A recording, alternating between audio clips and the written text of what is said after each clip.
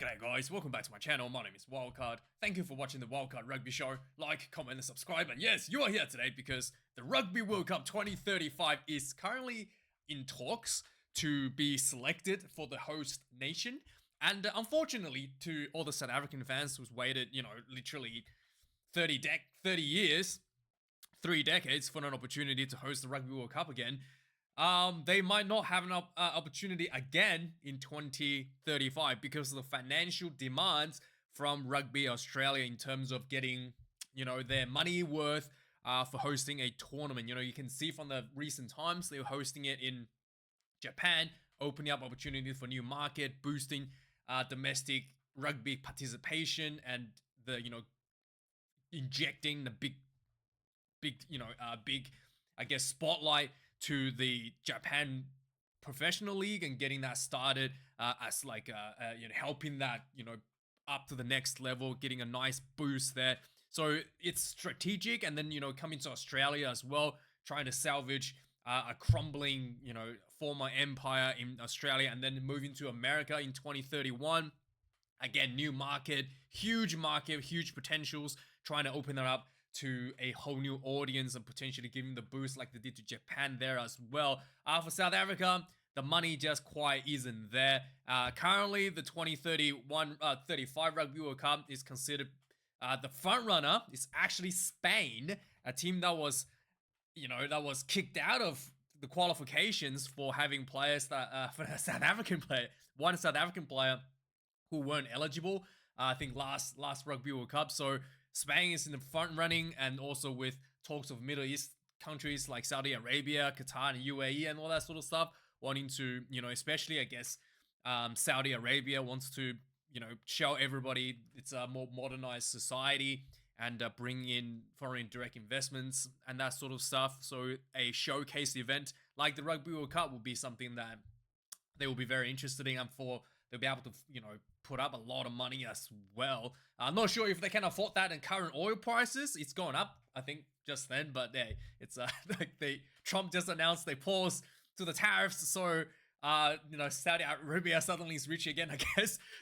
But yeah, it is one of those things that there's a lot of financial strings attached to it. For the Springboks, it's not completely out of the question.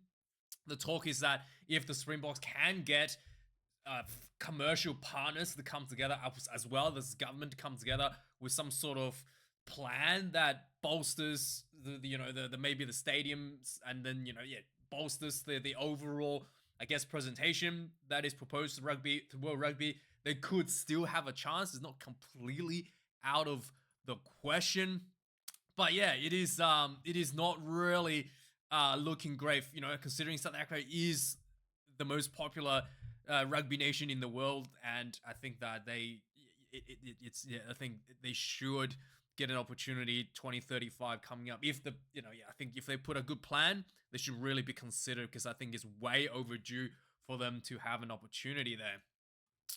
So there is so first let's talk about the 7-2 setup, or the 7-1 bench setup, the bomb squad setup, or 6-2 bomb squad setup. So the World Rugby has done a research based on their results. They said that there's no evidence that 7-1 or the 6-2 bench, which is 6 forwards and 2 backs reserves, provides a safety issue.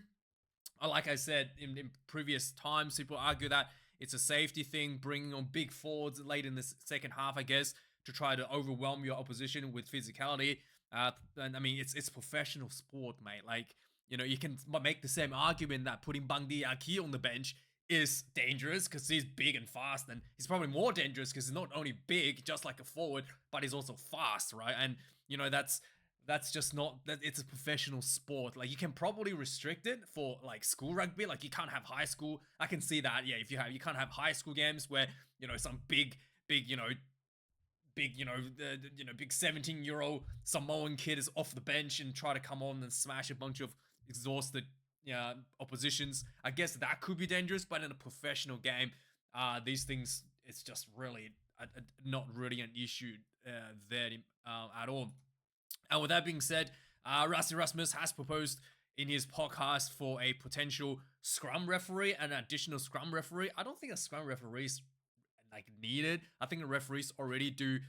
Most of the top level referees already do a decent job, and I think what they need is actually having like better camera angles. Like maybe the top down camera is pretty good, the spider camera, or like just zoomed in camera angles, and have somebody like an additional commentator that's just like a scrum special commentator, or like just having the commentators having more idea of what's going on in the scrummaging. That'll be a really good idea to explain that to the fans. Maybe have a specialized scrum referee on as a commentary, because that'll be a much better result for the fans as well, because you can, the referee can explain to the fans how the scrum is being adjudicated. So the 20-minute red card is going to be up for vote next month, whether it's become a permanent fixture or not. I really hope it is. I think that the addition of a 20-minute red card really makes the modern game. It's adaptable to the modern game. The traditional red card still stands. If you have a punch up with somebody, you still get sent off for a traditional red card, which is how the red card always has been. And you usually have to be something really egregious on the field to get sent off with the red card. And then with the modern interpretation of what's dangerous and not dangerous, the traditional red card actually no longer it's actually being used incorrectly. Inconsistently as to its previous intentions. So having a 20-minute card as addition to the traditional red card is a really good idea. I think hopefully they carry on. So yeah, Nola Seal is talking about, as reported last week, going overseas to Japan by the end of this, in a couple, I think by the end of the Lions tour, essentially by the end of the season. And one of the things he talked about is because Joe Schmidt is leaving and he don't want to go through another, cycle of adapting to new coaches. Yeah, I think Nola Sio is, I think he's, Joe Schmidt has treated him really well, to be honest. He hasn't, he struggled a lot in the beginning of the season with Joe, and Joe backed him and gave him opportunities and even shifted him around in defensive lines to give him more opportunities to not, to participate and not get, booted out. I think Nola still feels like he's not going to get the same opportunity under a new coach. And he's going to Japan. And also, everybody knows in Japan, you don't really have to make tackles. Tackling is optional. And Nola Sio has a bit of tackling issues as well. So yeah, the French rugby is continuing to take youngsters from this part of the world, from the Anzac part of the world. So a young guy from the New Zealand, Patrick Tuifua, has been poached to Toulon in the top 14, and also in Australia as well. Yankee Heinz Lemoto also getting moved to France,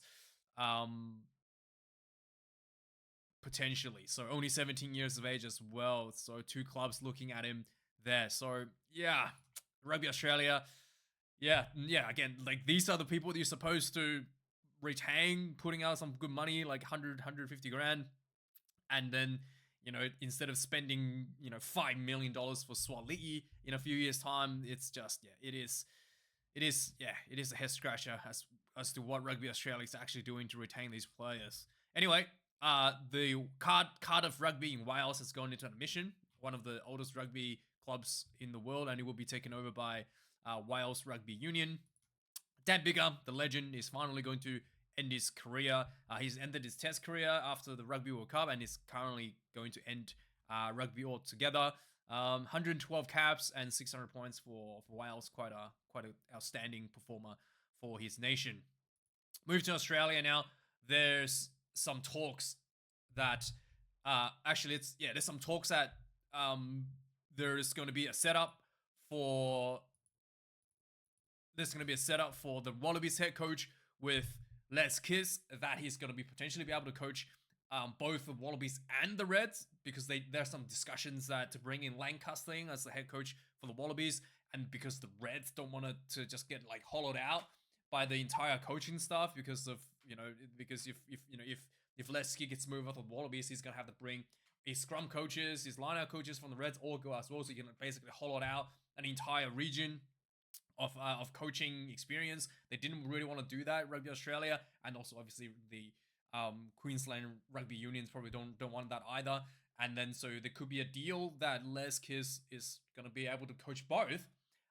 Going into the future, he's going to just have a lot of work. I think. I mean, it's not a bad idea. It's just going to be. I think being a Super Rugby coach and then national coach, gives him an opportunity to really get a good feel of his opposition, especially the All Blacks, and get a good feel of who's actually playing on a week to week basis, in my opinion. But I mean, I assume they do that anyway. But in my opinion, it's probably a little bit better.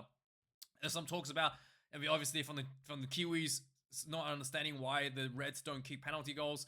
One of the questions that was raised to Les Kiss on the weekend was that why didn't they kick for 3 points when they were down to 14 players? And I think it's pretty simple explanation. And it's just Kiwi coaches.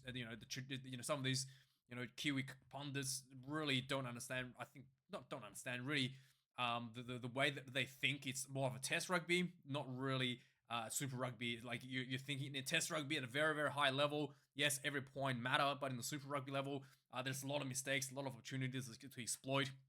So the best way to actually defend, the best way to actually defend when you have 14 players is to actually attack. It's much easier to hold on to the ball and attack with 14 players on the field than try to defend and a +1 overlap on the field. And it's so kicking the penalty goal, you're just giving opposition an opportunity to exploit your weakness. So I think that is actually 100% the right decision. And I think the Kiwi pundits is wrong in talking about shoe kicking for penalties there. So yeah, there is some a new agreement between Rugby Australia and Nine, and it's basically an increase of like a bumping up for the payments. So basically, the Nine is currently paying 150 million or so for Super Rugby, and it's going to be bumped up to 215 million, which is really, really good. This is a little bit of a adjustment, a little bit of a tweak to the agreement as well. So now have a flexibility of choosing whether or not the game is live. As to the previous agreement, the game must be live on Saturdays, and now the Channel 9 has an option to have it live or not. Depends on what program they want to put ahead. So maybe if an NRL is also playing, they might opt to play that game instead. So Channel 9 has a bit more flexibility and paying a bit more money for that as well. And also there's a bonus of an extra, $35 million. $25 million should the Wallabies men's Super Rugby team get some good results there as well. So extra money there for Rugby Australia, which is really, really good to see. Matt Phillip has returned to Australia on a 2-year deal to the Waratahs, looking at potentially at the Lions Tour and the Rugby World Cup. It's been away in Japan. Obviously on the weekend, probably the big ups there is the Waratahs versus Moana Pacifica game. I think the only guy that really was dangerous on the field was Joseph Swali, despite his lack of kicking game. His counter-attacking was quite decent. Again, I think he's much better outside center than a fullback. But yeah, Dan McKellar came out and said that it was not a good performance. I think it was the Waratahs was leading pretty handsomely and just completely did not have the heart to grind out a very motivated Moana Pacifica team that coming off the bench in the second half. And Tana Umaga talked about why the Moana Pacific team is so successful. A lot of it is about brewing a culture of competition and players really fighting for a spot, fighting for each other. And Adi Savea kind of like embody that spirit, fighting spirit as the captain as well. Very big difference when Adi is on the field and when he's not on the field, and having players coming off the bench, knowing that if they do well, they could get a star spot next week. It's just something that a lot of the players strives for. And that's why the Moana Pacifica is getting the better results. And I think team culture is a big thing in rugby. And I think Waratahs is on the opposite end of it. There's a lack of team culture. And it is what it is. So yeah, in the Investec Champions Cup, there's a big blowout on the weekend. 62 points to 0 over Harlequins. So yeah, Geordie Barrett is pretty happy. And I'm actually surprised that there was such a big blowout to the Harlequins. But yeah, it is what it is. It is what it is. Can't even score a single point against Leinster is a little bit of concern for a lot of English fans. Now moving on, a big move in the world of rugby. There's a professional league being set up in India, and that's going to be the first ever sevens professional tournament league. Not sure how much interest they're going to get. I mean, if they got some billionaires backing it, I guess it's great. But sevens rugby, I don't know how they're gonna play. Like, you know, you're gonna need a lot of teams play every week. They play the same team every week. Or like, oh, I have tournaments every week. I don't know how you're gonna work because it's only 7 minutes. You can't have a 7 minute broadcast and then, you know, sorry, 14 minute, 15 minute broadcast and then, you know, 7 minutes per half, 15 minute broadcast and call it an end of a game. You have to have you know, like a tournament every weekend to have that even sustainable. So I'm actually not sure how this is gonna work out, but it'll be good to see. It's at least a way to break the rugby into such a huge market in India, and I think it's a really good move there. We've already talked about Les Kiss potentially getting the due job, and then Israel Folau. There was some talks, obviously, last couple of weeks about him coming back to play against Lions for the Anzac team. The Phil War actually clarified why he's not allowed to play, because he's saying that the only current players that's playing for Rugby Australia or have recently, basically, like, you have to be, you know, I guess you have to, yeah, it doesn't even make sense. He's basically saying that you have to be, really, you know, like recently or last played nation as Australia to qualify for this, and because Israel for our last play nation is Tonga, so he's not a qualifier, even though he's technically allowed to play for Wallabies again because he hasn't played for Tonga for over 3 years at this point. So he's actually technically able to switch nations back to Australia, and he's qualified to play for Australia. So yeah, it's Phil Ward is playing identity politics left and right. Really disappointing. And I think that even if he's playing for Tonga, I think he should still be able to play in this game because it is Anzac. It's for Australians and New Zealanders, not Australian who plays for the Wallabies. It's all Australians and all New Zealanders are part of the Anzac spirit. That's the whole point. It doesn't matter who you play for, where you work. If you're an Australian, you should be qualified for this team. But hey, Phil War, Rugby Australia for you there. So anyway, quick preview of the Super Rugby games this weekend. Hurricanes versus Crusaders, big rivalry there. Crusaders have brought back some of the big guns this weekend as well. David Havili, after the performance last week against Fiji and Jura, Havili's back this week, and Scotty Barrett will be in the fold as well. Did he play last week? I'm not 100% sure, but this will be. But Havili is definitely back this weekend. Will add a big punch to the back line for the Crusaders. And Tyrell Lomax returned last week already for the Hurricanes, and I think that it was a grindy game against the Blues, and I think that's going to be. I think the Crusaders might look at opening up that style a little bit this weekend. And the second game of the week, Waratahs versus the Chiefs. Again, Swati at fullback. Didn't think his kicking game was remotely close to a professional level, to be honest, but I thought his running game was pretty good. Only one looked threatening. And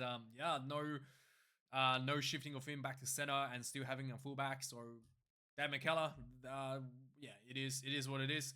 And not sure how this is gonna go. Daniel Botha gets the nod ahead of Tanela Tupou. Again, Tupou came off the bench last week, a little bit underwhelming in my opinion. And then for the Chiefs, we've got Damien McKenzie getting moved to the fullback position, and this is gonna be such a huge challenge for Swati as well. You're playing against the best fullback in the world, in like one of the best kicking games in the world as well. So I don't see this go well for the Waratahs. But hey, if they get blown out, I think Dan McKellar has a lot of explanation to do there. George Jacob gets number 10 jersey for the Chiefs, and Quinn Tupaia will be really, really dangerous in the outside center there. I see down like just so many weapons on the field for this team. Sean Stevenson as well. Leroy Carter has been great, and a lot of physicality coming in the team as well. Taukei'aho gets a nod at the start. Was off the bench last week.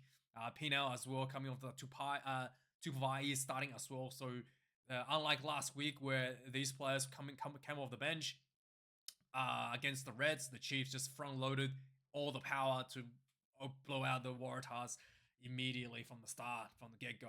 Blues has an opportunity against Moana Pacifica. Bowden Barrett gets back to the 10 jersey, and then Moana Pacifica, Adi Savea, the number 8 again. Jackson Garden Bishop gets the nod at starting at 10 ahead of Patrick Pellegrini, who has been starting and did quite well for the One Pacifica in the last couple of rounds. So they have a bit of a shifting change, bit of a change there. Also, Pellegrini last week was moved to fullback, I believe it was, when Guard and Bishop came on. So not maybe Pellegrini go to fullback as well. Should he come onto the field? There's a few different options they have there to shuffle that around. But Blues as well last week, pretty underwhelming, especially, if the physicality from the Blues don't get a quick start early in the game. I think Moana Pacifica will have a big comeback in the second half and potentially physically muscle themselves for an upset here as well against the Blues. It's not out of the question. Finally, the second last game of the week, Highlanders versus Drua. This is a very interesting one. I think Drua's might have an opportunity here. Ethan de Groot was spectacular last week, and Timothy Tavatavanawai, again, just doing a lot of the hard work for the Highlanders. But Highlanders couldn't quite get it done against the Western Force last week. A little bit behind on every turn, and just defensively, I think the Highlanders are a little bit lacking, and I think that potentially give an opportunity for the Drua. Donge has an opportunity against De Groo this weekend. It's going to be really hard. The Druas has opted for Armstrong Ravula at 10 and Caleb Muntz at 15. Bit of interesting thoughts there with two playmakers on the field.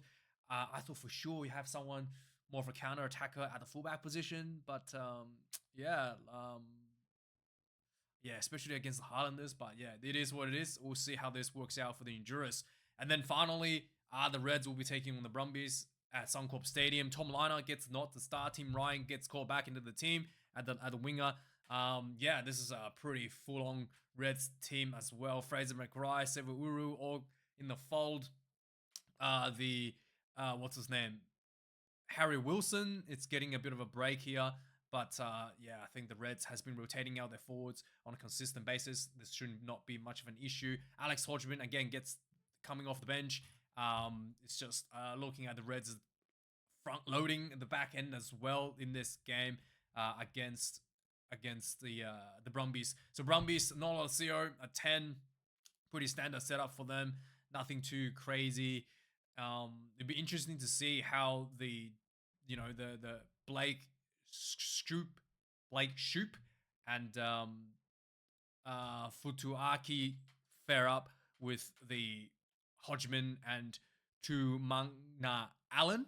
So it's gonna be very interesting battle in the second half, especially in that scrummaging. Anyway, let me know your thoughts about any of these games. Let me know your thoughts about the news this week. Thanks for watching this video, guys. Like, comment, subscribe. I'll see you guys for the reviews for Super Rugby this weekend. Have a good one. Cheers.